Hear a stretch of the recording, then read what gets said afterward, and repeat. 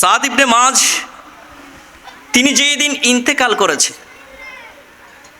ইন্তেকাল যেদিন করেছে সেই দিন ওয়াহতাজ্জা লাহু আরশুর রহমান, আল্লাহর আরশ সেই দিন কম্পন শুরু করে দিয়েছে তার ইন্তেকালের কারণে। এমন সম্মানী ব্যক্তি ছিল, এমন তাকওয়া তার ভিতর ছিল, রাসূলুল্লাহর প্রেম তার ভিতরে ছিল, রাসূলুল্লাহর একজন সম্মানিত সাহাবী ছিল।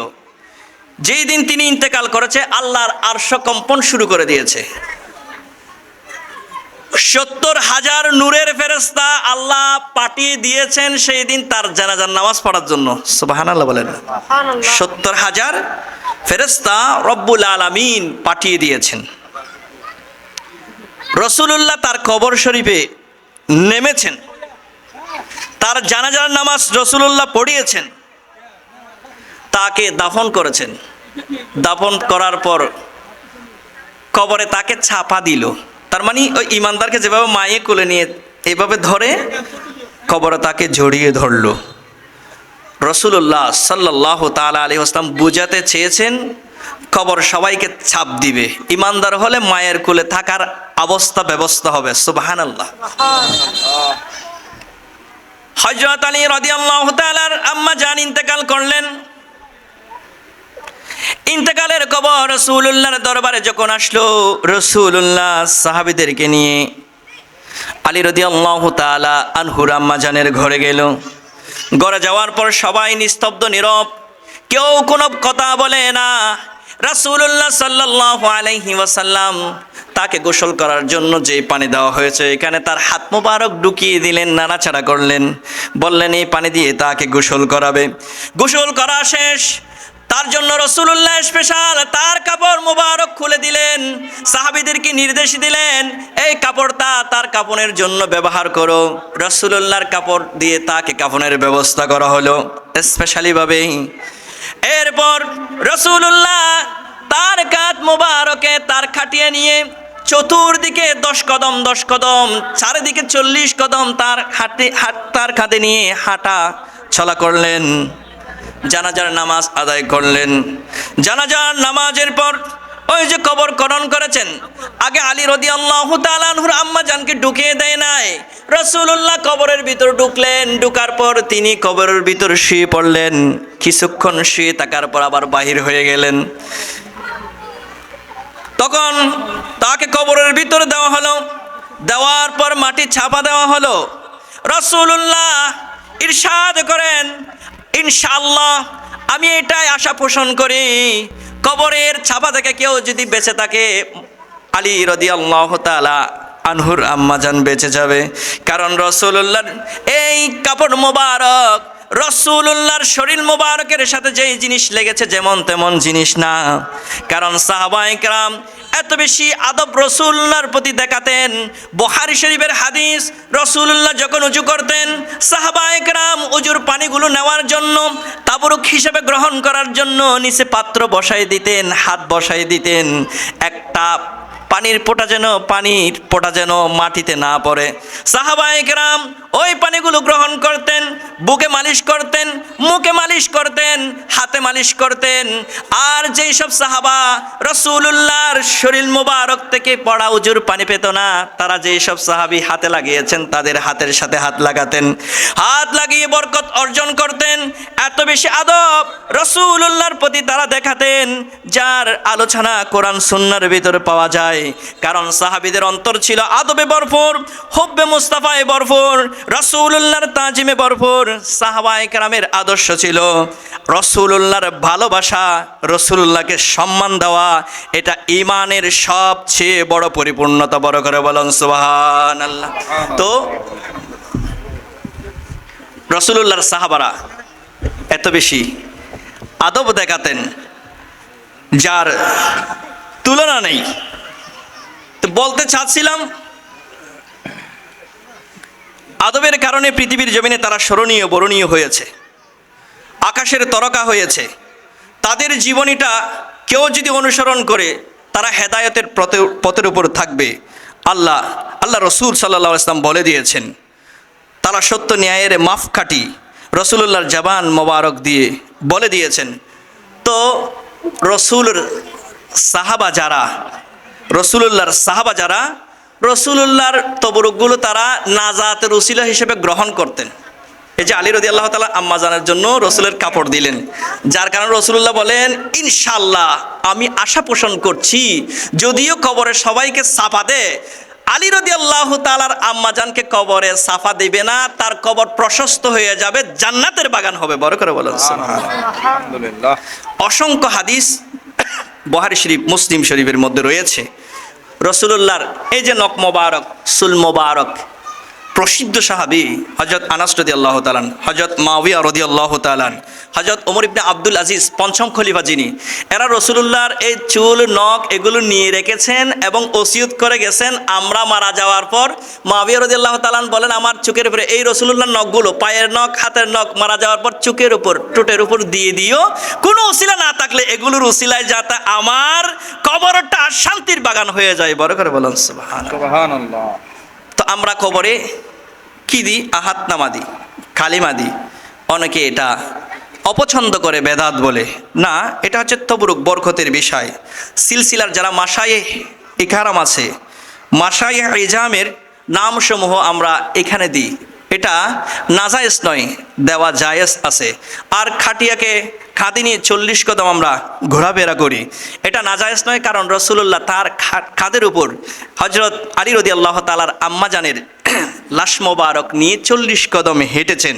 হাদিস শরীফে রয়েছেন যে ব্যক্তি মায়াতের খাটিয়া বহন করে 40 কদম চলবে, প্রতিটি কদমের বিনিময়ে আল্লাহ তাআলা এক একটা কবিরা গুনাহ, 40 কদম হাঁটা মানে মায়াতের খাটিয়াকে খাঁদে নিয়ে 40টা কবিরা গুনাহ মাফ করে দিবে। সুবহানাল্লাহ বলেন না।